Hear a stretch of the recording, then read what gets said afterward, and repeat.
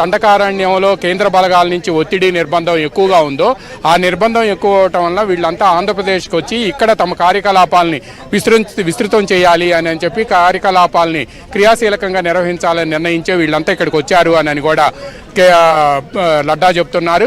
ఈ నేపథ్యంలోనే ఈ మావోయిస్ట్ ఆపరేషన్స్లోను యాంటీ టెర్రరిస్ట్ ఆపరేషన్స్లోను గతంలో సిఆర్పిఎఫ్ డీజీగా పనిచేసిన లడ్డానే దీనికోసం నియమించారు.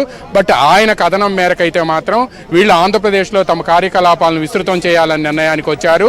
సహజంగా ఈ విధంగా మావోయిస్టులు టాప్ క్యాడర్ అంతా కూడా సరెండర్ కావటం ఆపరేషన్ కగారు దెబ్బకు ఆ తర్వాత ఉన్నవాళ్ళు కూడా కొద్దిపాటే ఉండటంతో ఈ టైంలో ఒక మేజర్ ఆపరేషన్ నిర్వహించి తమ ఉనికిని నిరూపించుకునేందుకే ఆంధ్రప్రదేశ్కి వీళ్ళంతా వచ్చారు అనేది కూడా పోలీసు వర్గాలు చెబుతూ ఉన్నాయి.